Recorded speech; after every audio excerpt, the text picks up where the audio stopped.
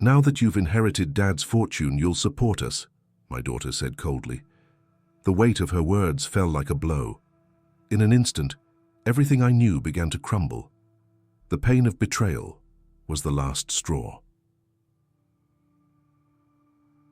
It broke my heart.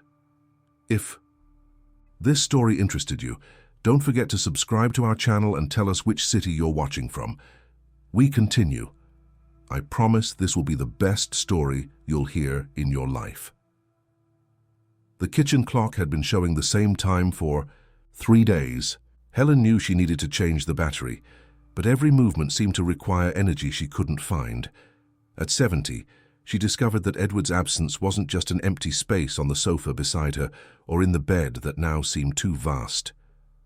It was the silence where there used to be the shuffling of his slippers down the hallway, the sound of his coffee cup being set on the table, the low murmur of the television he insisted on watching even when he dozed off. The 3-bedroom house in Maplewood seemed to have lost its soul. The plants on the porch were beginning to wilt, not from lack of water, but because Helen watered them mechanically without the affection of before. Edward always said she talked to the begonias as if they were old friends. Now she couldn't even look at them without feeling a tightness in her chest.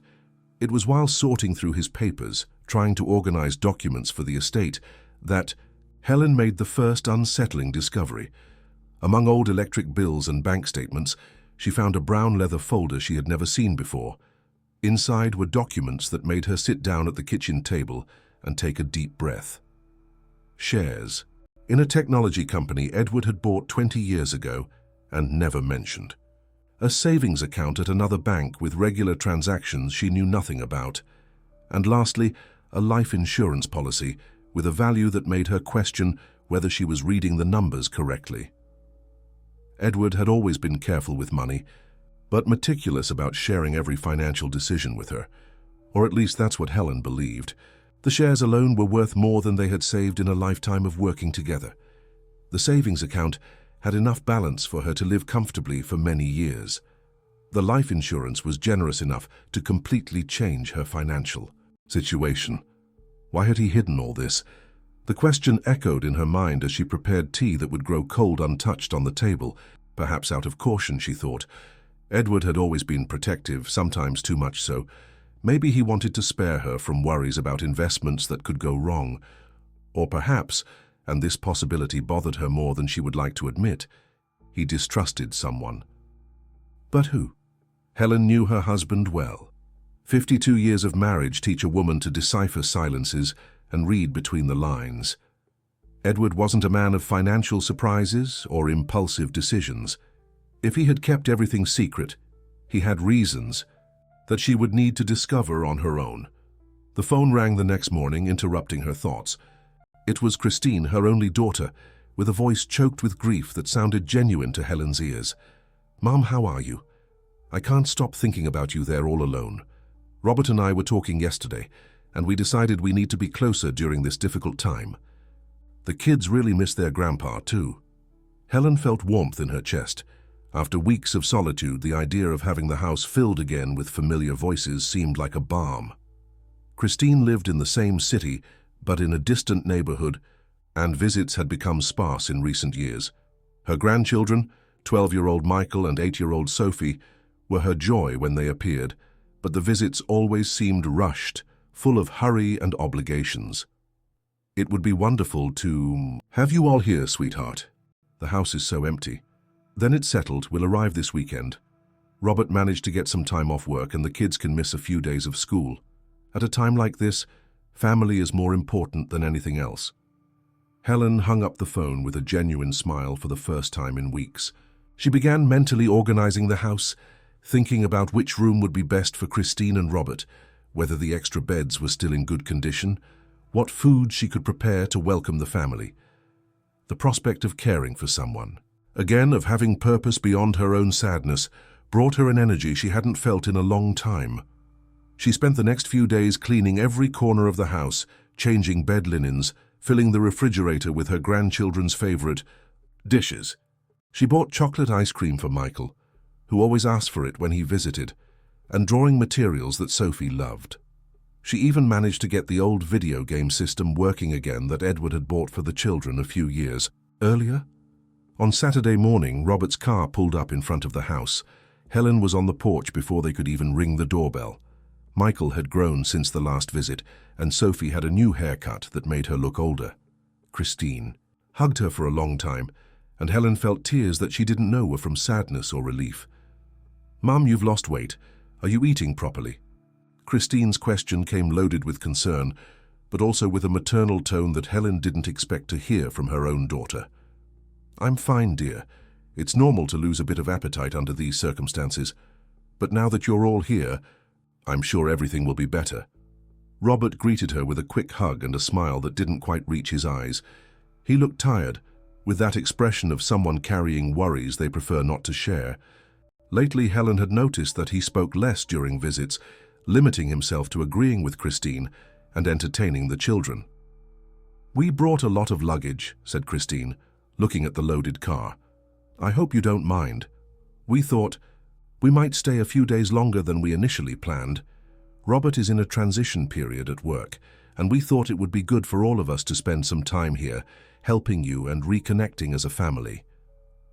Helen nodded enthusiastically. The longer, the better. The house had enough space, and she had prepared to welcome them in the best possible way. She helped carry the suitcases, noticing there was more luggage than normal for a visit of a few days, but attributed this to the fact that they were coming with children and might indeed stay longer.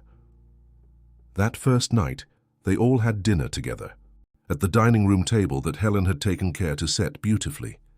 Michael talked about school, Sophie showed her latest drawings, and for a few moments Helen managed to forget Edward's absence. The conversation flowed naturally, interspersed with laughter from the children and warm comments from Christine about how delicious the food was. Robert, however, remained quieter than usual. When Helen asked about work, he limited himself to saying that the market was difficult and that he was evaluating new opportunities. Christine quickly changed the subject, talking about the children's plans for the approaching school vacation. That night, Helen slept better than she had in weeks. The house was breathing life again, with the soft sounds of people moving around the rooms, the low murmur of conversations in the hallway, the comforting feeling of not being alone. For the first time since Edward was gone, she could imagine that perhaps she might find a new rhythm for her life, with family more present and involved. The next morning, she woke up early as always and went to prepare breakfast. Christine was already in the kitchen, rummaging through the cabinets with a familiarity Helen hadn't expected. "Mom, you have so many things accumulated here. It would be good to do a general organization. There are utensils you don't even use. Any more expired medications, old papers? How about we take advantage of our stay to make everything more practical for you?" The suggestion sounded reasonable, and Helen agreed. There really was a lot accumulated over the years, and maybe it was indeed time to simplify. What she didn't expect was the speed with which this organization would begin to transform not just the cabinets, but the entire dynamic of the house that until a few days before still carried intact the memories of a lifetime with Edward. The organization began Monday morning. Helen woke to the sound of furniture being moved in the guest room. When she went down to the kitchen, she found Christine sorting dishes into piles on the table. "Good morning, Mom." "I started early to make the most of the day. Look how many cups you have. Some are chipped, others you don't use anymore. How about we donate some? That way it'll be easier for you to find what you need." Helen observed the cups on the table. Many carried specific memories. The blue porcelain one she had received as a wedding gift, the colorful mug Sophie had painted for her on Mother's Day 2 years ago, the small, delicate cup Edward used for espresso before bed. Each had its story, its reason for being there. "Maybe we could keep some that have more sentimental value," Helen suggested, trying to maintain a conciliatory tone. "Of course, Mom, but sentimental value can't turn into unnecessary clutter. You live alone now, you don't need so many things. It's even safer to have fewer objects around the house." The phrase echoed strangely in Helen's mind. You live alone now. As if her new status as a widow automatically required a downsizing of life, a reduction not just of physical space but of the very memories that connected her to who she had been. Robert appeared in the kitchen, still in his pajamas, carrying a pile of books. "Good morning, Mrs. Helen. Christine asked me to take a look at Mr. Edwards' library. There are many engineering textbooks here, some quite old. It might be interesting to donate them to a college. What do you think?" Helen felt a tightness in her chest. Edwards' books were like extensions of his personality. He consulted some even after retirement, liked to reread others on Sunday afternoons. Many times she had found him leafing through an old manual, whispering, "I still remember this," with a nostalgic smile. "I'd like to keep at least some of them," she said, trying to sound firm without seeming inflexible. "Naturally," agreed Robert, but Helen noticed that he didn't ask which ones she wanted to keep. He simply stacked the books in the corner of the living room as if they were awaiting a future decision. The children came down for breakfast excited. Michael had discovered that the video game worked perfectly, and Sophie was enchanted with the garden, especially with the begonias Helen had cultivated for years. Seeing her grandchildren's joy brought temporary relief to the tension Helen was beginning to feel. "Grandma, can I help you take care of the plants? Mom said you know the name of every single one." "Of course, my love. After breakfast, I'll teach you how to water each one just the right way," Christine interrupted with a smile that didn't quite reach her eyes. "Sophie, how sweet of you to want to help Grandma. But remember what we talked about, not making too much mess? Grandma is organizing to have a simpler life," Helen observed. The interaction with growing discomfort. There was no mess at all in teaching her granddaughter how to care for plants. In fact, it would be a joy to share with Sophie the knowledge she had accumulated over the years. But she chose not to comment, deciding to address the issue with Christine privately later. The day progressed with an efficiency Helen hadn't requested. Christine and Robert moved through the house as if executing a predetermined plan. Edwards' clothes were carefully folded and placed in bags for donation. Helen managed to save only a few pieces she couldn't part with: the plaid shirt he wore on Sundays, the navy blue suit from her niece's wedding, the pajamas that still held his scent. "Mom, are you sure you want to keep these clothes? It can be painful to keep things that will only bring sadness," said Christine, in a tone that mixed genuine concern with certain impatience. "For now, I prefer to keep them. Maybe later I'll be able to part with some." "All right, but let's store them in the guest room closet. That way you won't see them every day." Helen agreed, thinking it made sense. She didn't immediately realize that the guest room was precisely where Christine and Robert were sleeping, which meant that access to Edward's clothes would now depend on their availability and goodwill. At lunchtime, Robert made a comment that sounded casual, but that echoed in Helen's mind. "Mrs. Helen, you have a very well-maintained house. It must be hard work keeping everything organized by yourself. And with these issues of Mr. Edwards' estate, there must be a lot of paperwork to deal with too." "For now, everything is fine, Robert. The lawyer is handling most of the bureaucracy." "That's good. But if you need help with financial matters, you can count on me. I've worked with that for many years." Helen thanked him politely but was intrigued. Robert worked as a supervisor at a logistics company. When had he mentioned experience with financial matters? Christine quickly changed the subject, asking if Helen would like help preparing dinner. In the afternoon, while the children watched television, Helen decided to talk with her old friends. She called Margaret, her neighbor of more than 20 years, and they arranged coffee for the next day. Then she called Eunice, a friend from college days who had become a lawyer and was now retired. "Helen, dear, how are you? I heard your daughter is there with her family. That's good. At a time like this, company makes all the difference." "Yes, Eunice, they arrived over the weekend and will stay for a few days. It's good to have the house lively again." "And how are the practical things? Documentation, inheritance, all that?" "Bureaucracy." Helen hesitated. She still hadn't told anyone about the discoveries related to the shares and accounts Edward had kept secret. Part of her felt she should wait for the estate to be settled before making any decisions. Part felt she needed to better understand the implications of it all. "I'm still organizing the papers. Edward left some things I didn't know about." "That's normal, dear. Men of our generation sometimes handled finances without sharing all the details with their wives. If you need legal guidance, you know you can count on me." After hanging up, Helen felt a little more at ease. Having experienced friends nearby was comforting.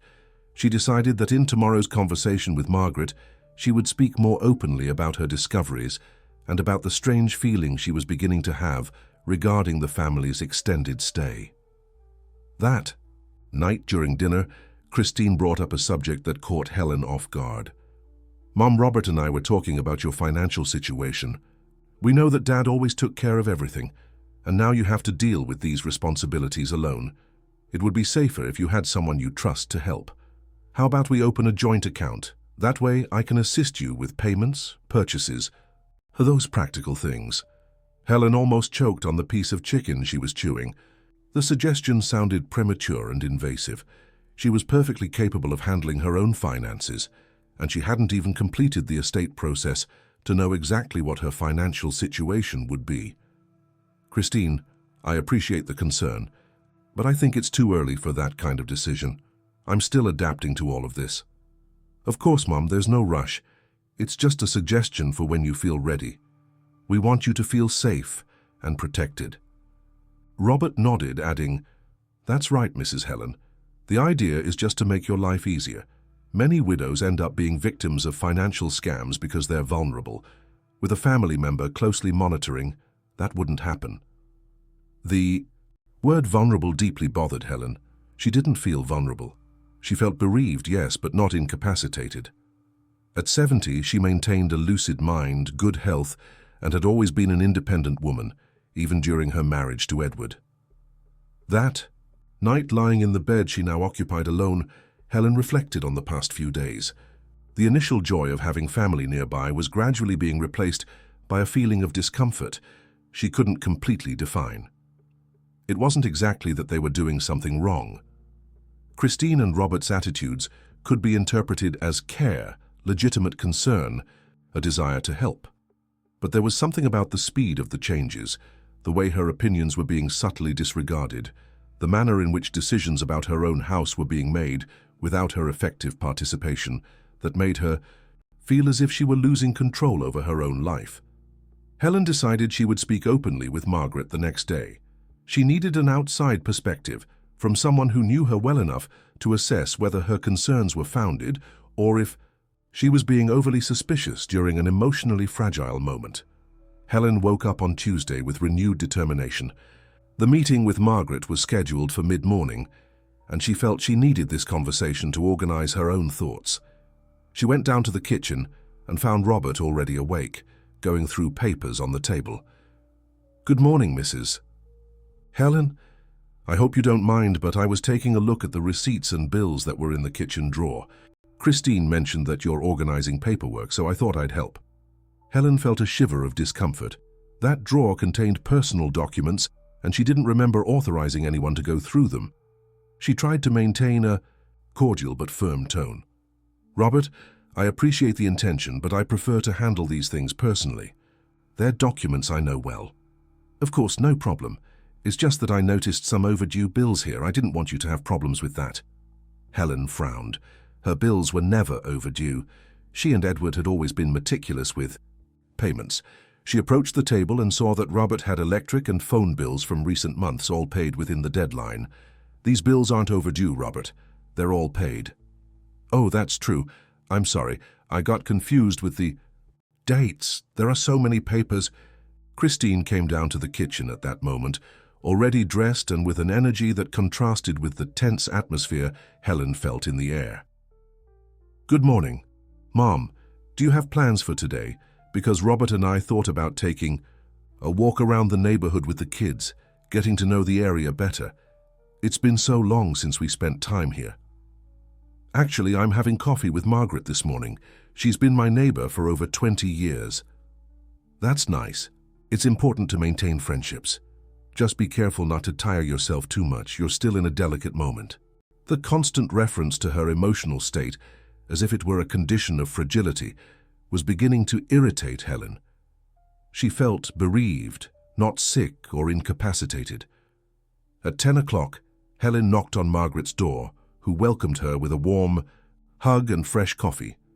Margaret had been a widow for 5 years and had gone through a similar process of adapting to a new life. "Helen, how are you really? And how is it having the family? They're at home." Helen sighed, finally feeling a safe space to vent. "Margaret, I need advice. At first I was very happy with Christine and Robert's visit. The house was so empty, but now I'm starting to feel strange in my own home." "What do you mean, dear?" "They're reorganizing everything. They say it's to help me, to make life simpler, but they don't ask my opinion about anything. Edward's clothes were stored in the room where they're sleeping. My recipe books disappeared from the kitchen. Robert was going through my documents this morning without asking permission." Margaret listened attentively, with an expression that became more serious with each account. "And there's more," continued Helen. "Christine suggested we open a joint account for her to help me with finances. Robert said many widows are victims of scams and that I need protection." "Helen," said Margaret, setting her cup on the table with a firm sound, "you need to know something. I received a visit from a social worker last week. She said she had received an anonymous report about an elderly woman in the neighborhood who might be in a vulnerable situation." Helen felt her heart race. "What do you mean?" "Apparently, someone reported that a 70-year-old woman was living alone, possibly with memory problems and difficulties caring for her own home. The social worker asked some questions about you, but I said I didn't know anything about that you had always been an independent and lucid woman. But who would make such a report?" "I don't know, Helen. It could have been a misunderstanding. It could have been someone with good intentions but wrong information, or it could have been someone with other interests." The two sat in silence for a few moments, each processing the implications of what had been shared. "Margaret, I need to tell you something I haven't told anyone yet.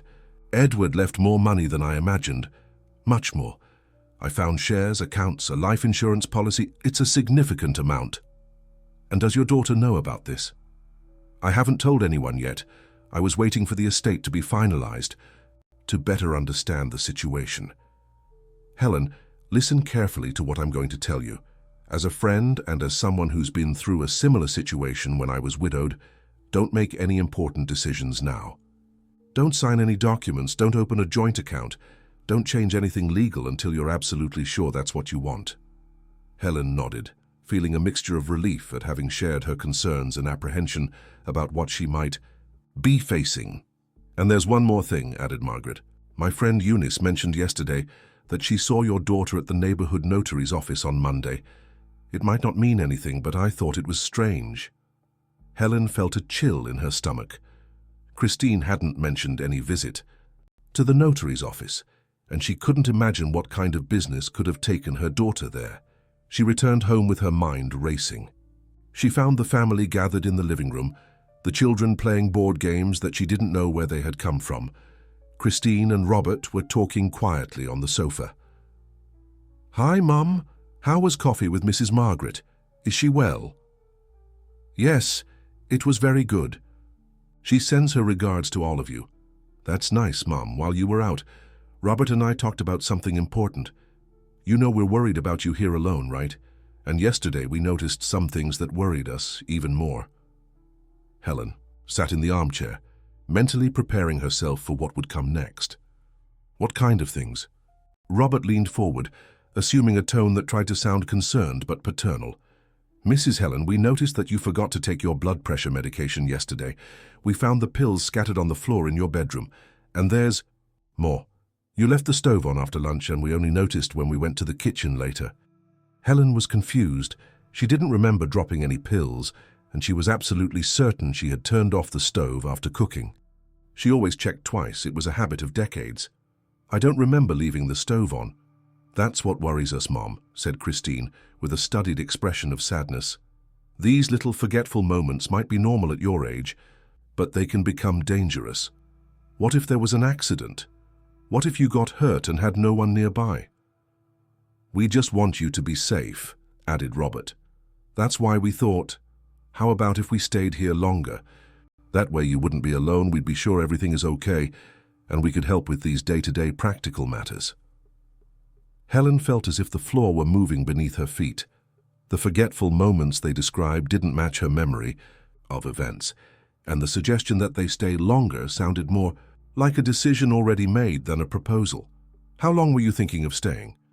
Christine and Robert exchanged a look that Helen interpreted as conspiratorial. Well, Mum, Robert really is going through a transition phase at work. The market is difficult, and he's considering the possibility of working independently for a while. The kids could adapt to studying here in the neighborhood. It would be a solution that would work for everyone. And I could take care of you and the house, said Robert. Take care of finances, maintenance, those things that are more difficult for a woman alone. Helen realized that the conversation had completely spiraled out of control. What had begun as a supportive visit was transforming into something very different. They weren't offering temporary help. They were permanently moving into her house. Christine, I need to think about this. It's a very big change. Of course, Mom, there's no rush. But while you're thinking, we're already here anyway, so it doesn't change much day to day. That night, Helen could barely sleep. She felt as if she were being gently pushed out of her own life. For the first time since she was widowed, she felt that the greatest danger wasn't loneliness, but the wrong company. On Wednesday morning, Helen made a decision that would change the course of her life. She woke before everyone else, prepared her coffee in silence, and left the house before anyone could question her plans. She had two important destinations. First, a frank conversation with Eunice, then a visit to the bank to better understand her real financial situation. Eunice received her in her improvised home office, a welcoming environment filled with law books and plants. As a retired lawyer, she maintained a sharp eye for legal issues, especially those involving elderly people. Helen, you sounded worried on the phone. Tell me everything in detail. Helen unburdened herself completely. She spoke about Edward's unexpected inheritance, about the gradual change in the house's dynamics, about the forgetful moments she didn't remember having, about the suggestion of the joint account and the family's indefinite stay. Eunice listened to everything without interrupting, making occasional notes. When Helen finished, her friend sighed deeply.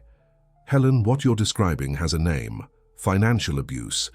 It's a form of abuse that happens when someone controls or appropriates the financial resources of another person, usually using emotional manipulation and claims of incapacity. But they're my family, and that's exactly why it works. No. One suspects when it's the daughter herself who's committing the abuse. She uses the discourse of care, protection, legitimate concern. But notice, at no time did they ask what you wanted.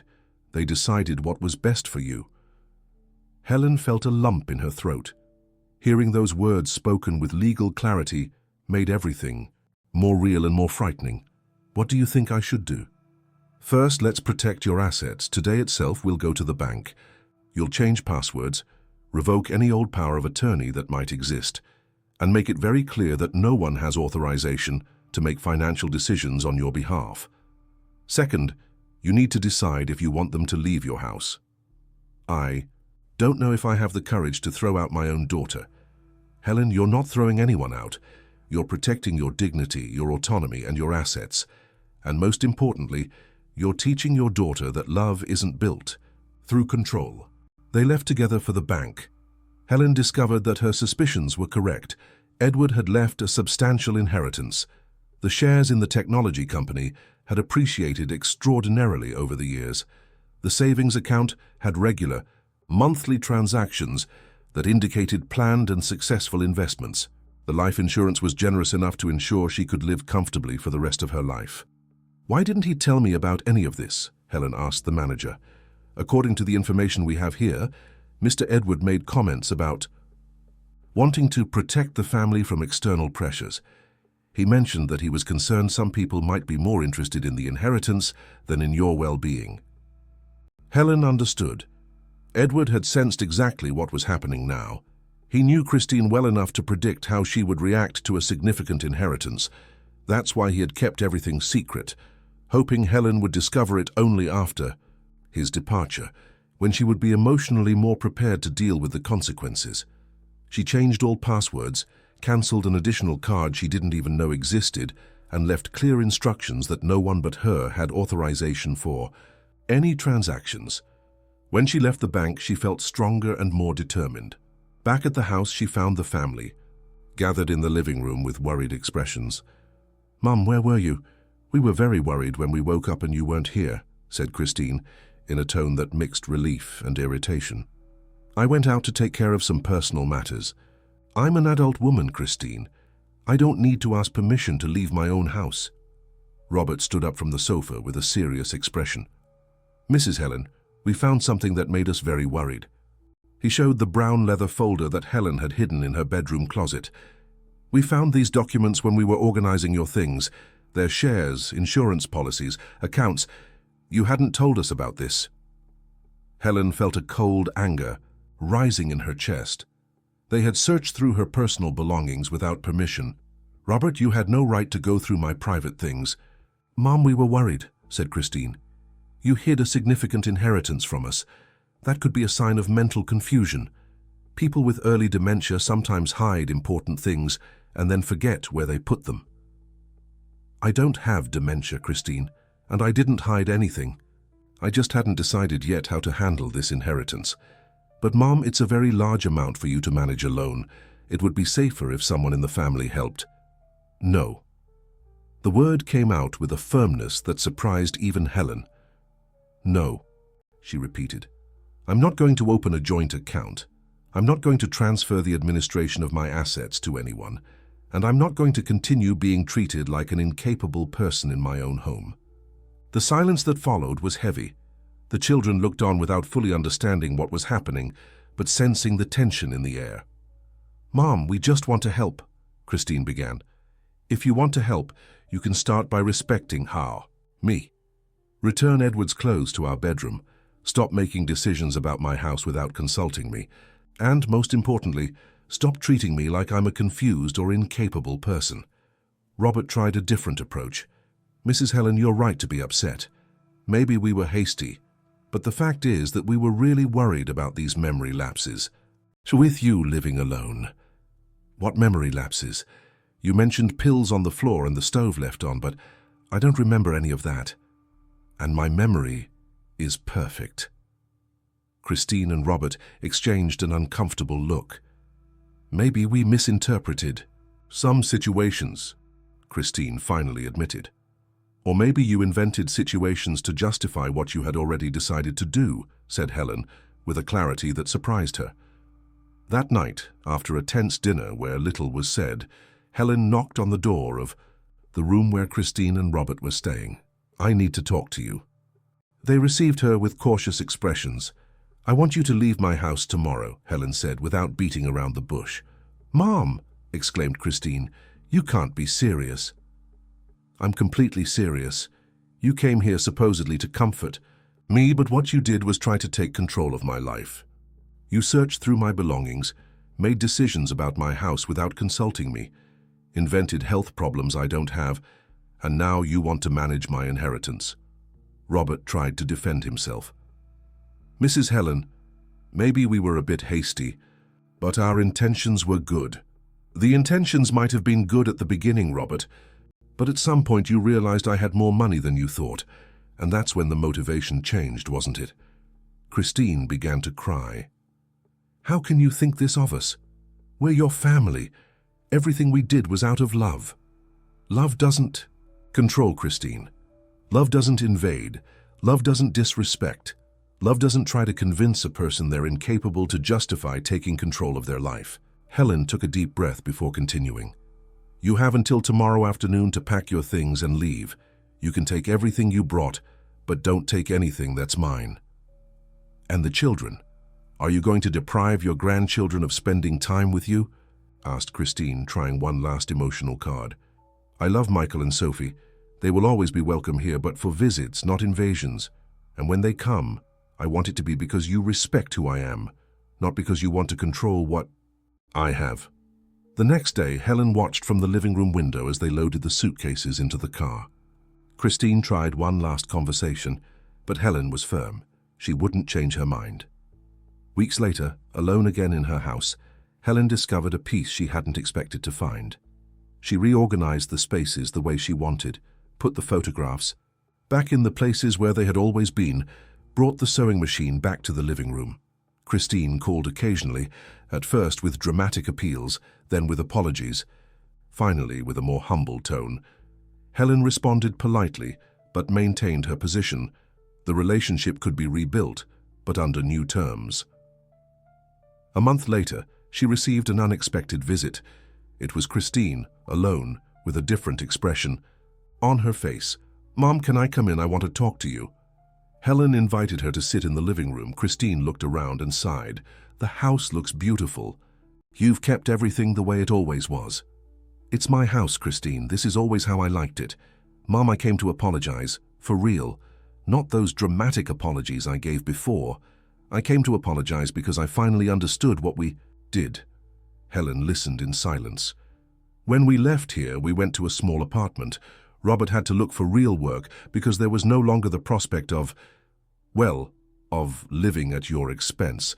At first, I was furious with you. I thought you were being cruel, selfish." Christine paused, visibly emotional. "But then I started to notice things. Robert always found excuses not to work when he thought he had other options. I always assumed other people would solve my financial problems. We had never really built our independence. And now? Now Robert is working, I've gone back to giving private English lessons, and we're learning to support our own family. And you know what? It's scary, but it's also good. It's good to know that we can do it." Helen felt her heart warm. "And, most importantly," continued Christine, "I understood that what we did to you was horrible. We tried to convince you that you were incapable to justify our control. We treated you like a problem to be solved, not like a person to be respected." "Christine." "No, Mom, let me finish. I want you to know that I don't expect you to forgive me immediately. I want you to know that I understand you had every right to throw us out, and I want you to know that, if you give me a chance, I would like to rebuild our relationship, but this time as two adult women who respect each other mutually." Helen stood up and hugged her daughter. It wasn't a complete and immediate forgiveness, but it was a beginning. Months later, Helen's house began receiving occasional family visits again. But now they were real visits, with set times, with respect, for spaces, with genuine conversations instead of attempts at control. Michael and Sophie went back to helping with the plants, listening to stories, participating in activities that Helen planned especially for them. Helen discovered that Edward's inheritance wasn't just financial. It was also the lesson that she had the right to her own dignity, her own autonomy, and the respect of whoever entered her life. On the sewing machine that had returned to its place of honor in the living room, she now embroidered for pleasure, not obligation. Each stitch was an affirmation of her regained freedom, each colorful line a celebration of the life she had chosen to live on her own terms. And when Christine asked one afternoon if she didn't feel lonely living independently, Helen smiled and replied, "Daughter, there's a difference between being alone and being free. I learned that sometimes you have to choose freedom for true love to flourish." The end, dear listeners. We hope that Helen's story has touched your hearts and shown that it's never too late to reclaim our dignity and autonomy. To continue this emotional journey, we've prepared a special playlist with equally engaging stories about new beginnings and transformations. Find it here beside you by clicking to your left. If this story moved you, don't forget to subscribe to our channel and leave your like on the video. Every day, we bring unique narratives that explore the complexity of life and the strength of the human spirit. Don't miss our upcoming content and tell us in the comments, have you lived through or know someone who has